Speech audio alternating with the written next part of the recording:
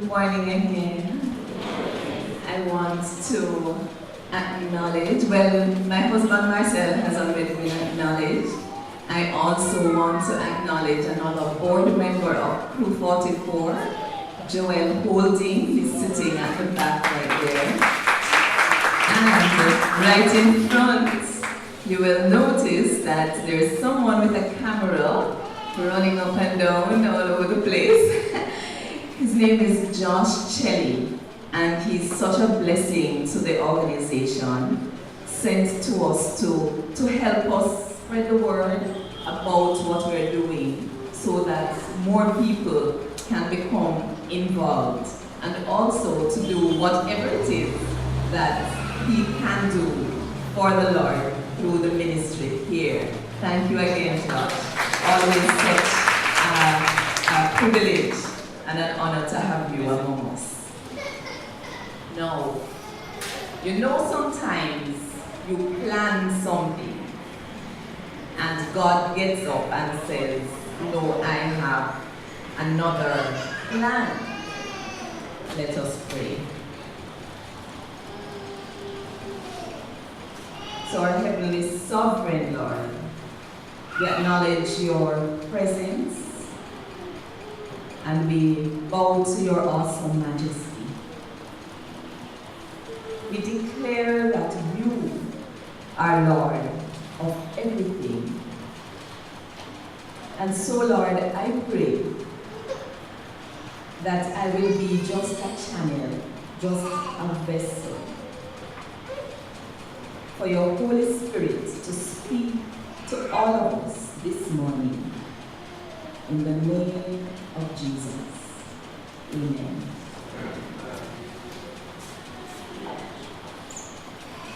Now, I am first going to read scripture, but I have a question.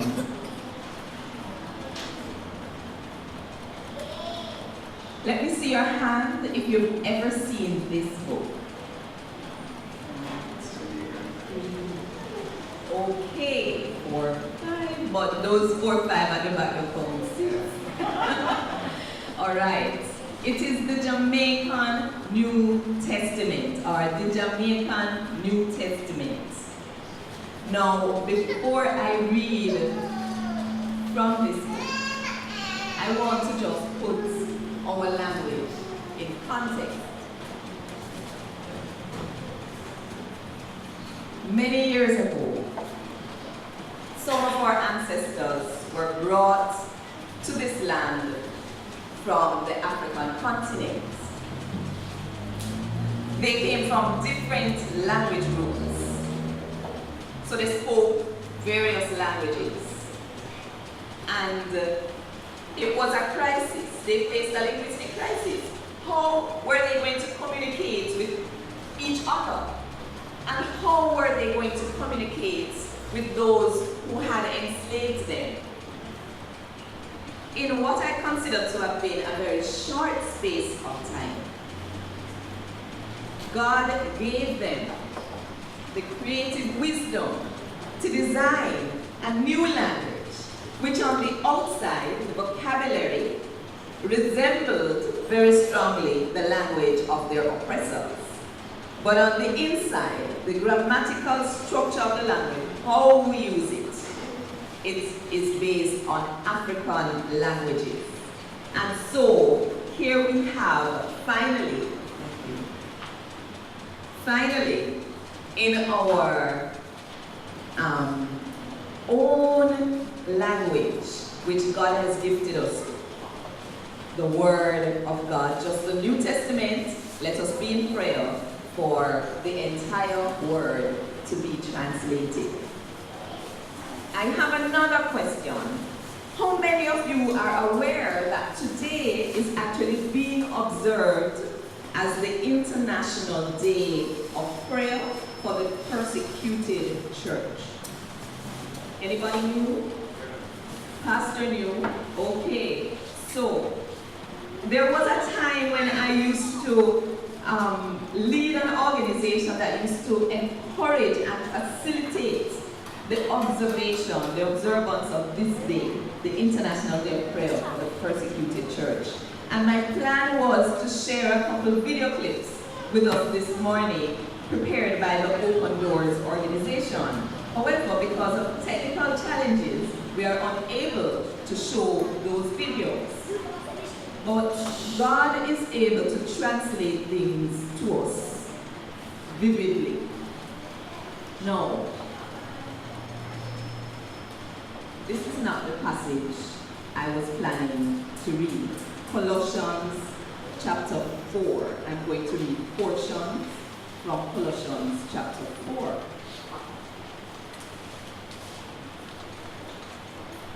Marcel and I have been having devotions every morning using the Jamaican New Testament.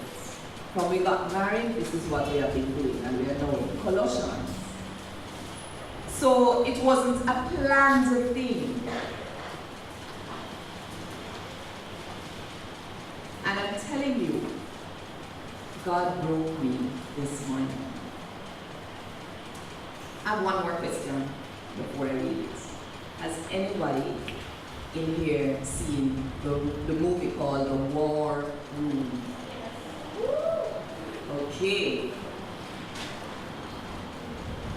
Is there anyone in this space who has a space in their home that they identify as their war room? All right, I see 2 hands going up. Well, we have a space in our house and we said, this is going to be our war room. We're going to set it up. And this is where we are going to storm the throne and do war. People, clutter. Me watch the movie and wonder how in one day so this lady clear out all of this clutter out her cupboard. It's 11 months now. Almost 11 months now. But the Lord placed it on me so strongly a couple days ago. This is essential. All Sister Marion, you hear her son?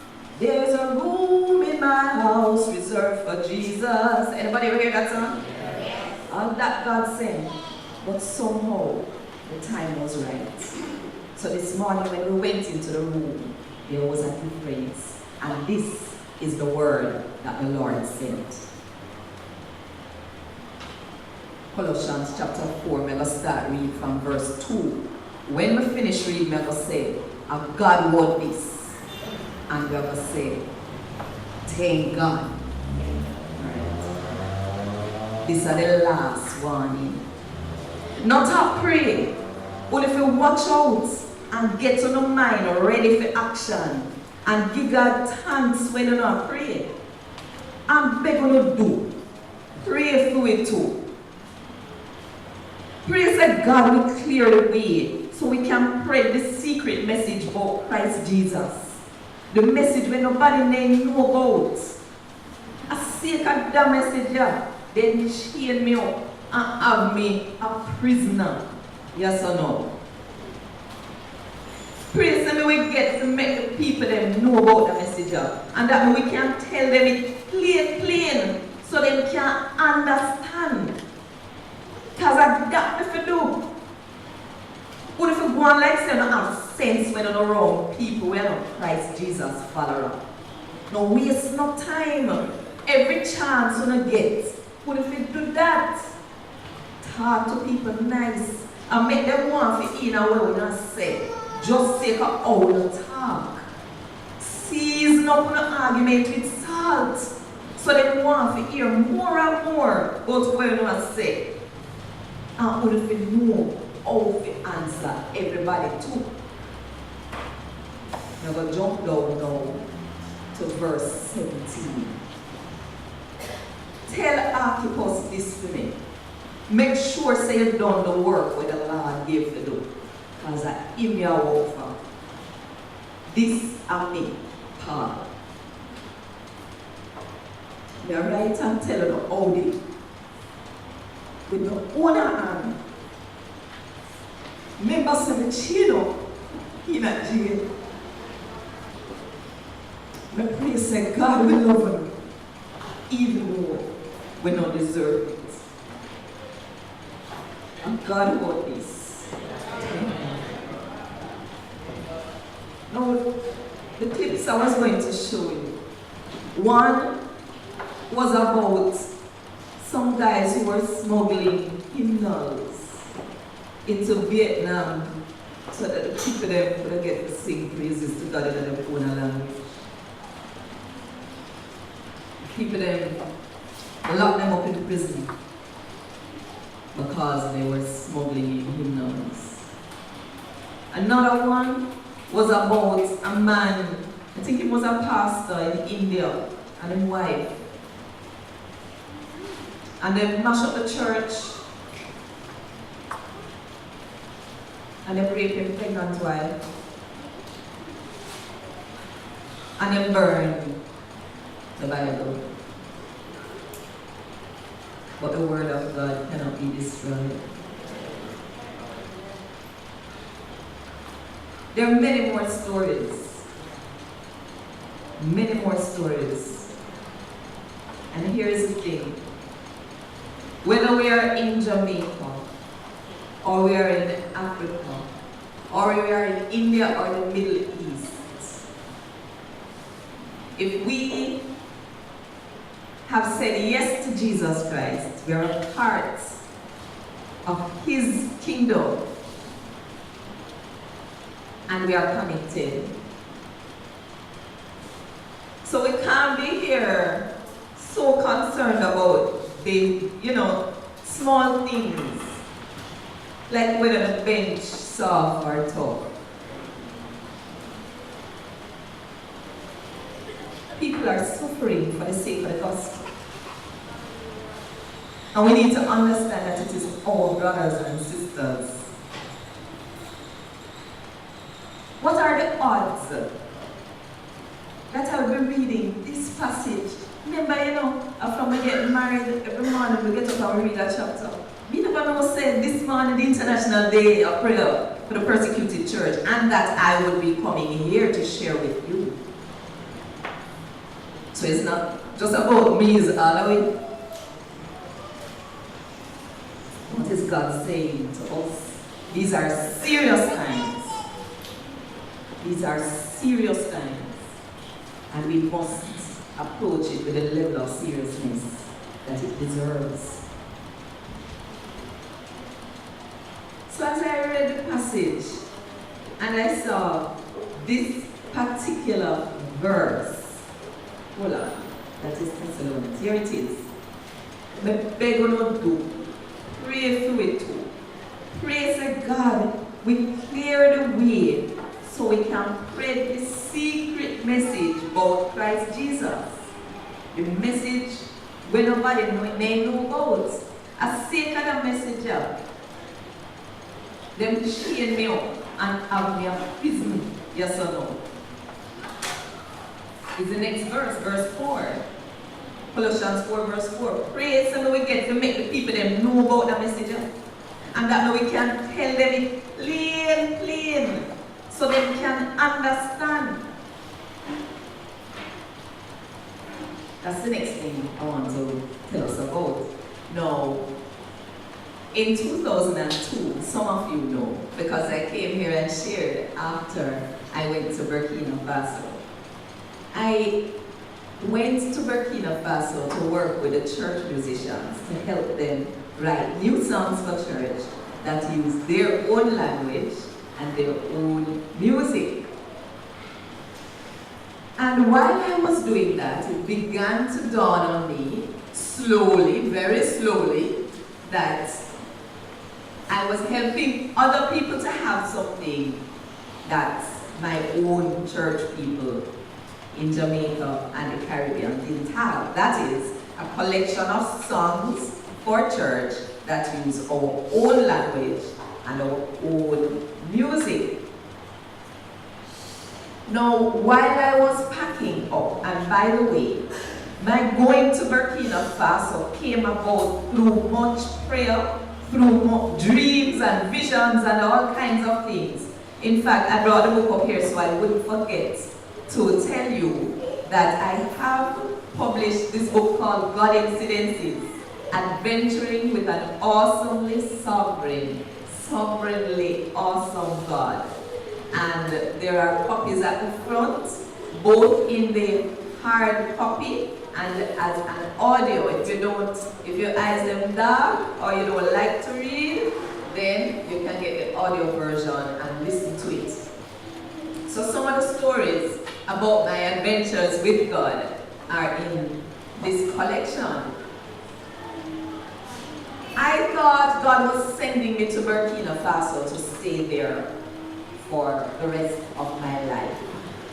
So can you imagine how I felt when I was coming back home less than 2 years later? Well, the organization decided that they needed more ethnomusicologists. That's what I was doing, right? So that was my title, ethnomusicologist. So they said they need us to spread out. They already had one in Burkina Faso and they did not need any more. Plus, I needed to finish the studies that I started. So, and the internet connection there wasn't all that strong at the time. So they said, go back to Jamaica, finish up the course quick, so that we can get to send you somewhere else. I didn't understand because I thought I was there to stay. And I even tried to find ways to stay, like to leave ethnomusicology since they don't need another one. Maybe there's something else that they need. So I was willing to come out of that even though I felt that God had called me to that specifically and do something else, and God said no. So there was a young man who was teaching me to play an instrument. It's called a balafon. I don't remember if I brought it here, but it's like a xylophone with wooden panels, and then there are calabash resonators underneath it. So he was teaching me to play this instrument, and I was there talking to him, and I said, I wonder if God has finished fulfilling purpose in me here in Burkina Faso. Why am I going back home? Is this right? Has God finished? And he said to me, you know, and this is in French, by the way, so I don't even remember exactly what he said, but what the essence of it is this. He said, I believe that God brought you here to give you a clearer picture of what you need to do in your own home country. Well, I was still not very clear on the matter. But I'm kind of pausing, wondering if my little friend will stop crying or if we need to take her outside. All right, wonderful, thank you. So I came back home and I started doing some ministry here. Now they were working on translating the Jamaican New Testament. And so I would take passages and go out into various places, children's homes. I will tell you a couple stories from the experience of the Jamaican New Testament. One is, I went into an inner city community and used the story of the prodigal son. We put the New International Version up on the board and everybody read it together in English. And then I read it to them in Jamaican. Let me tell you, the atmosphere in the room changed. It was like the people were inside the story. I was like, this is interesting.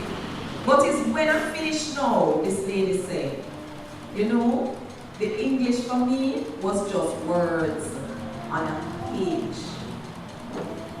But the patois, I could see everything clear like picture.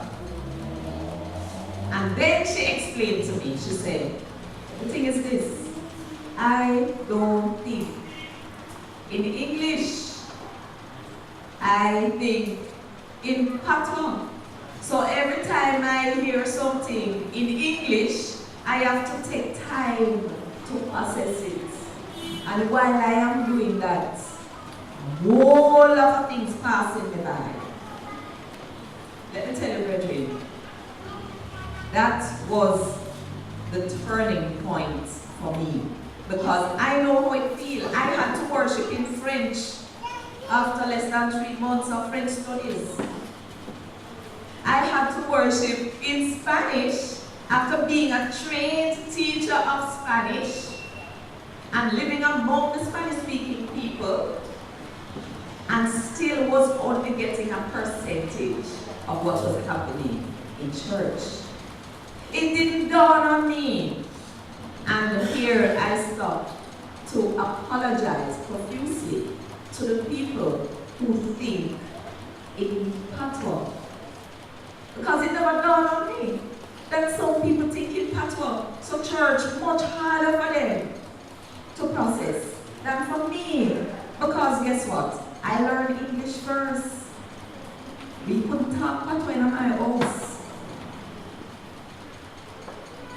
We would have to pay. My mother used to put a pan in the middle of the dining table. And if we talk anything that is not speaks English, we had to put money in the pan. But I don't remember having to put money in that pan. I was seasoned English. But God. So in that moment, my heart was broken. You hear what Paul and pray, ask the people them to pray, say? Pray, say, we get to make the people them know about the message. And that we can tell them in plain, so that they can understand. Story number 2. There were 3 little girls that used to live across the street from us. They used to live in another inner city community before, and they moved in to our community. So my mother invited them to church.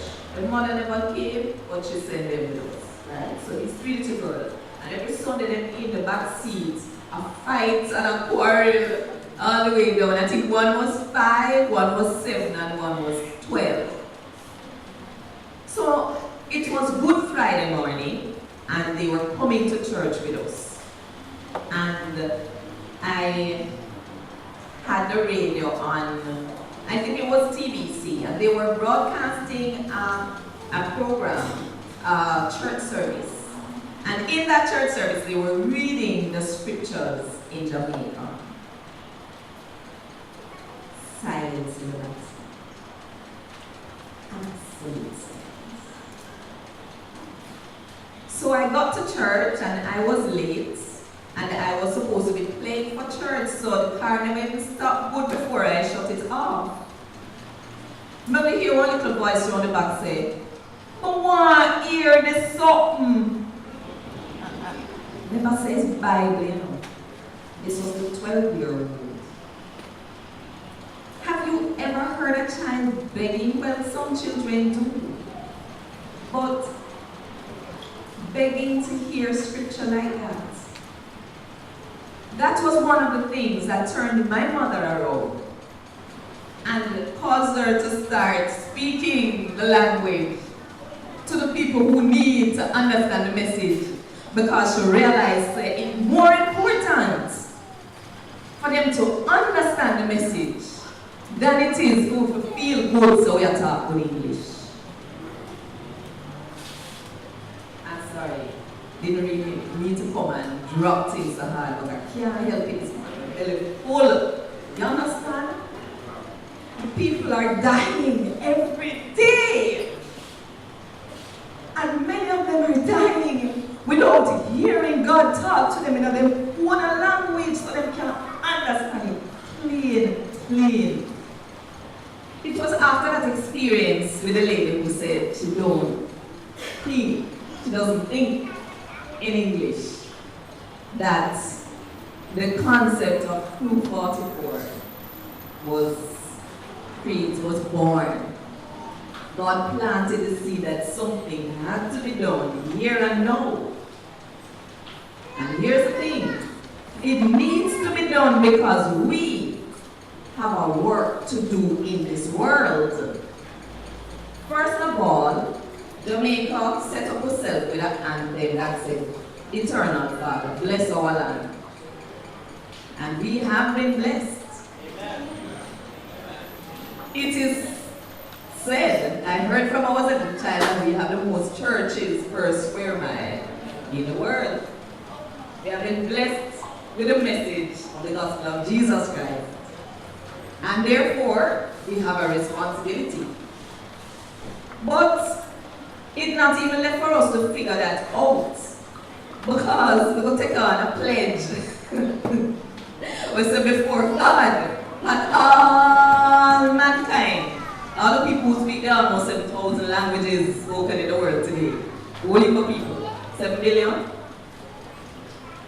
We pledge the love and loyalty of our heart, wisdom and courage of our minds, strength and vigor of our bodies in the service of our fellow citizens. We promise to stand up for justice, brotherhood and peace, to work diligently and creatively, to think generously and honestly, so that Jamaica may, under God, increase in beauty, fellowship, and prosperity, and play her part in advancing the welfare of the whole human race.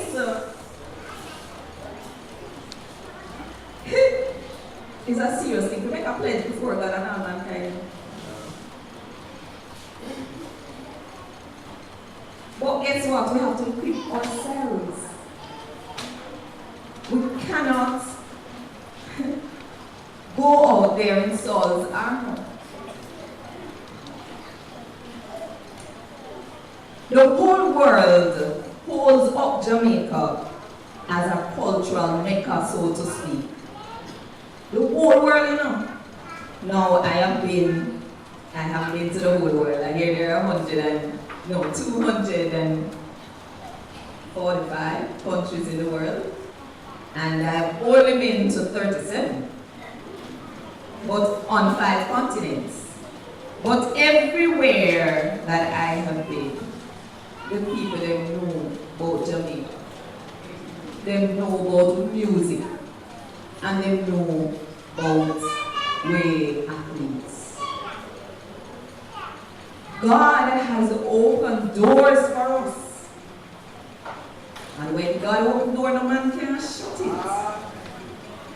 But understand and know He made us who we are for that purpose. So if we are trying to put on Saul's armor, and if we are not trying to reach our own people in the way that them can understand it, who we going to tell the world? What we going to tell them say?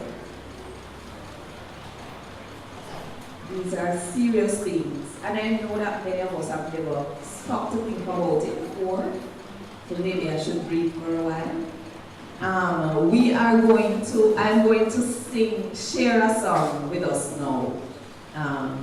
Yes, I hope that was cute enough. Let me give you a little background to the song. Crew 44, by the way. Crew stands for Culturally Relevant Expressions of Worship. The 44 is from Isaiah chapter 40, verse 4, which says, every valley shall be filled, and every mountain and hill shall be brought low. Rough places made smooth, and the crooked paths are plain. And one morning, I went to have my devotions, and I couldn't find my English Bible somehow. I had to choose between the Spanish, the French, and the Jamaican, which at that time it only had the book of Luke. So I had no choice but to use Luke. I went into chapter 3 and saw where Luke was quoting Isaiah 40. And the song the words settled in my spirit so deeply that when I went out for my morning walk, this song just came out. It's track 11, Clear the Way, Make the Lord Come True.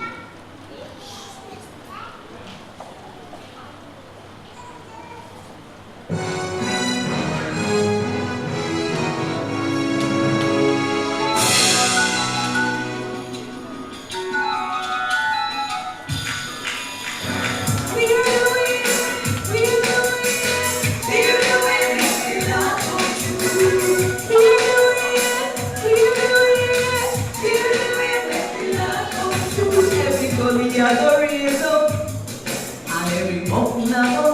stone. And every road must be centered, them on the straight now.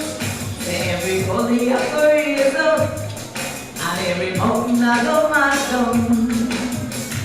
And every road must be centered, them on the straight now. And everybody singing glory, glory, glory, I must say. Everybody singing glory, glory, glory, I must say. Remember say God says so.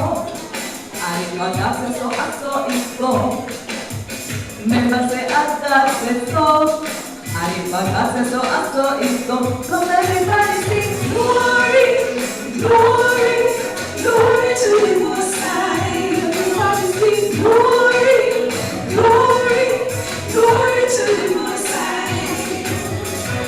Every valley shall be filled, and every mountain and hill shall be brought low.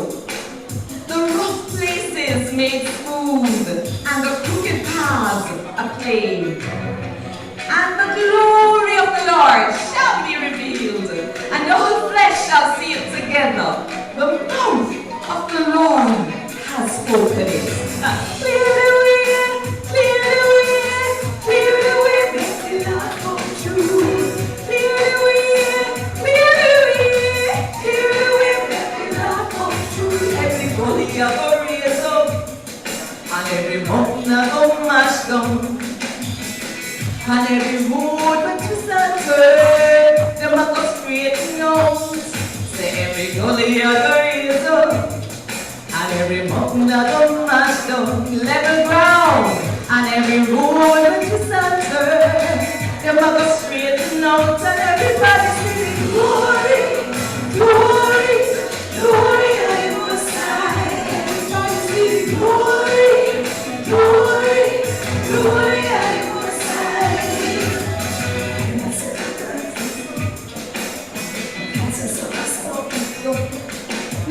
Remember say God says so, and if God says so, I saw it go. So everybody sing glory, glory, glory to the Most High. Everybody sing glory, glory, glory to the Most High.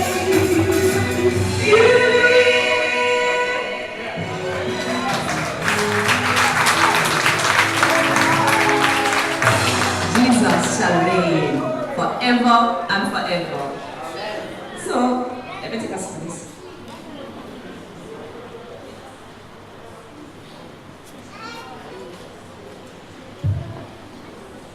I used to think that God didn't understand patois because we never used to use it in our church, right, Sister Esther?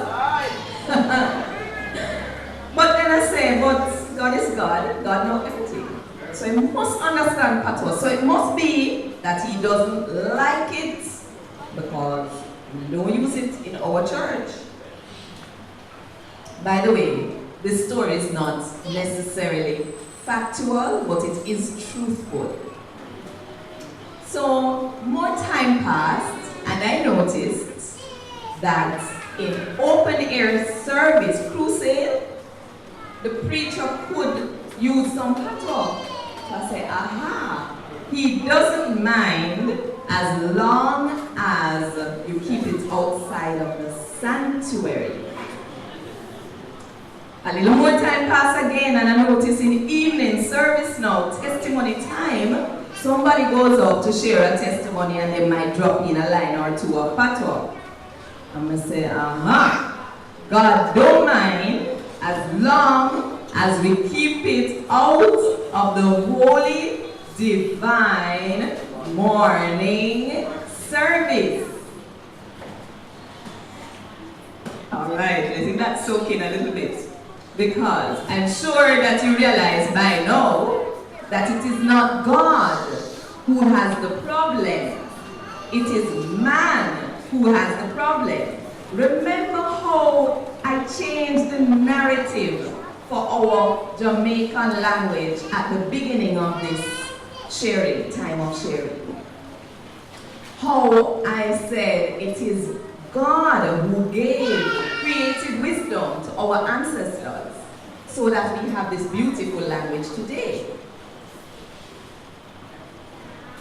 So, it is because we were listening to the wrong voices telling us about our language why we have been shutting it out of our time of worship, which ought to be in spirit and in truth, not just the truth of who God is, but the truth of who we are, where we are supposed to be giving God everything that we have, not putting on a facade. Because God knows business with them something. Are the hearts in want? Are the hearts in want? So here what happened. I went to Singapore. I was asked to present a paper at a conference. And the paper was entitled Language Use in Song Lyrics. And this was a Christian conference. So I told the story of Jamaica and the Caribbean and how we hardly have any songs for church that use our language, and that there are many persons who don't even realize or recognize that it is a language. Even though, by the way, I did study linguistics in Teachers College from 1981, and that was where I learned that it is a language. So don't make anybody tell you otherwise. All linguistics, all linguists all over the world recognize that it is a language.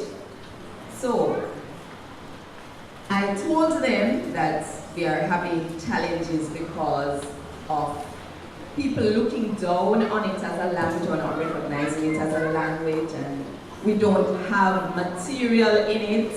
You know, we're just getting the New Testament now and all of these things.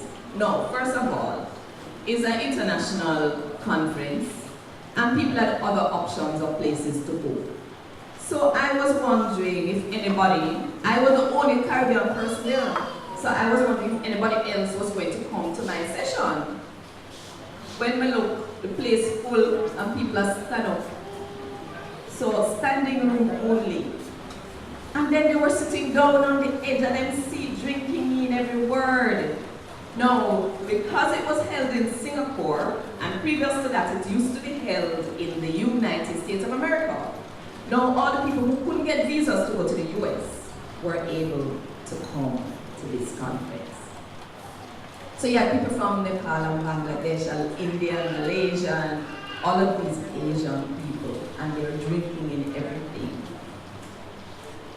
And after the presentation, they came to me and spoke quietly because, you know, that's how they are, that's their way of doing things. And they said, your story is our story. We were also prevented from speaking our languages.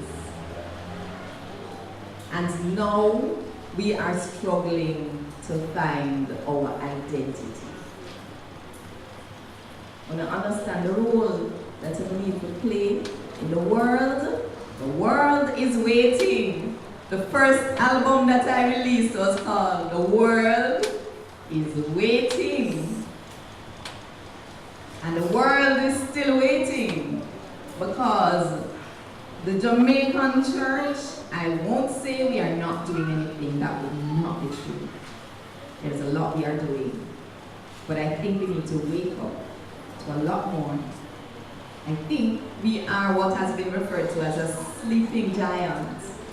And the day we get up and understand the place and the role that we have been called to globally, this whole world will be shaken for Jesus Christ. I'm not joking. This is serious business. I mentioned The World is Waiting. I don't have any more copies of that one, but what I do have is Come Make Me Worship, which was released in 2012. celebrating our 50th year of independence from Britain. And all the songs are in the Jamaican language and use Jamaican music genre. And it is there at the table as well. I'm going to be doing one more song from it before we close. I have one more thing to do. I'm going to do two things. I'm not even giving an altar call this morning. I think sometimes we force ourselves, we just have enough energy to come to the front. But when we go home, it all goes through the door or by another week or so. It needs to be an ongoing, daily, and we and God need to deal with nobody watching us. You follow me? If you need somebody to talk to, the pastor is here, or God will send somebody if you want to talk to us afterwards. Right? But no altar calls, so two things. One thing I'm going to do, I'm going to sing the song first and then read the scripture. I'm going to sing one song, read one passage, and then we're done, because I see it's 11 o'clock and you have a bunch of things still left to do after we are finished. Okay? So we're going to, it might seem difficult, almost impossible to some people, that a small nation could impact all the nations. But guess what? Nothing of them where God can do. How are we going to sing it this morning? Right? It's simple. As soon as you get it, just jump right in and sing along and declare it from your spirits. Nothing is impossible with God. Nothing of them where God can do. Track 4.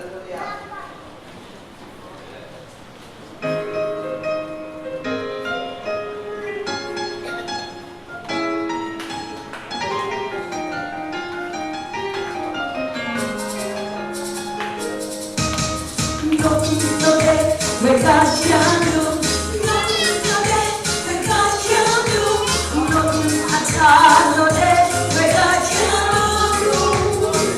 No, no, no, nothing no day, where God can do, nothing no day, where God can do, nothing at all no day, where God can do. No easy, no hard to rescue, somebody captive and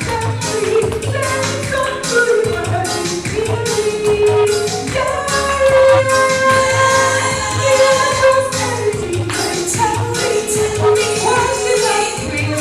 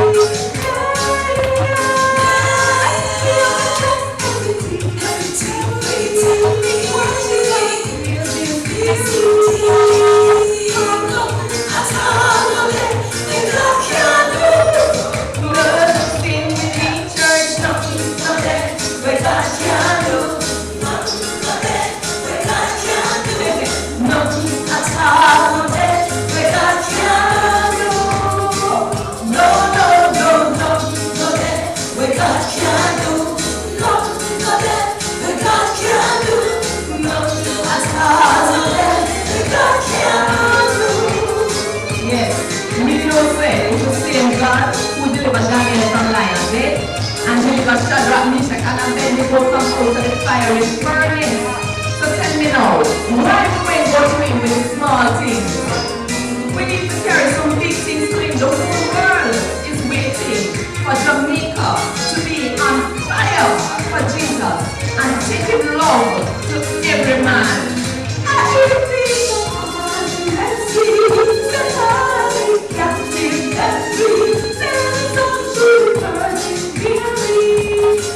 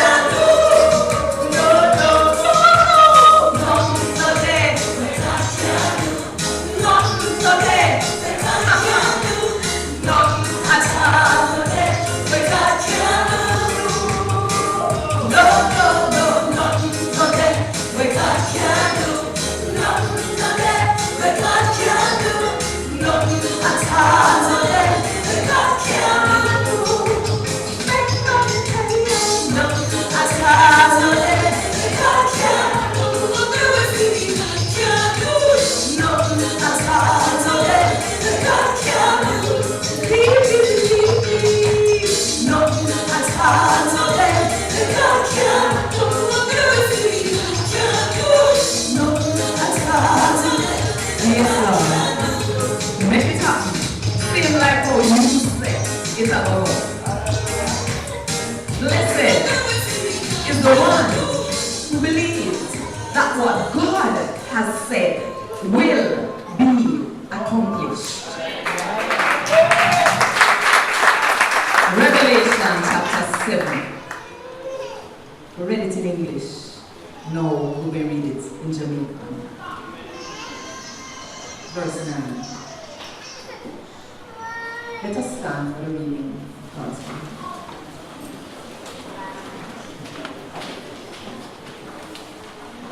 After that, we see one big crowd of people turn up in front of me.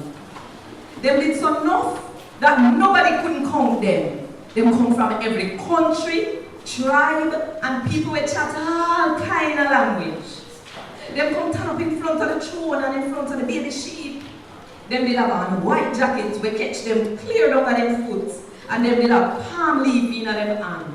And them fall out in a loud voice and say, I feel with God, we sit on the throne and the baby sheep save we. All of the angels there form one circle around the throne, the end of them, and they forcing them. Them fling down themselves in front of the throne, put them face on ground and worship God and say, Amen. With God, we give you praise and honor and respect. You're wise and powerful and strong. And we always give thanks forever and ever. Amen. Then one of the elder them asked me, them people you have on long white jacket, how would them be? And where they come from? The answer him said, sir, you know the answer. Then him said, you see them people here? Them and the one day we go through the terrible sufferation. Them wash them clothes white in the baby sheep blood. See that? Them turn up in front of God's throne now and are serving day and night in our house. And the one day we sit up on the throne, I'm going to live with them and protect them. The one we sit up on the throne, I'm going to live with them and protect them. Them now go get hungry no more. And them throat now go dry no more. The oxen now go burn them. Or no eat now go scratch them up. Because the baby sheep, when they are the middle of the throne, I will take care of them. Just like our shepherd take care and sheep them. And I will lead them to one place for fresh, clean water ever around. And God will dry up all of them high water. And God